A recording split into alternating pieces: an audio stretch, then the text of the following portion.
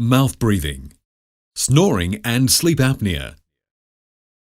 When you sleep with your mouth closed and breathe through your nose, your tongue rests on the roof of your mouth, away from your airway. But when your mouth opens and you start mouth breathing, your tongue drops back into your throat, restricting airflow and creating turbulence.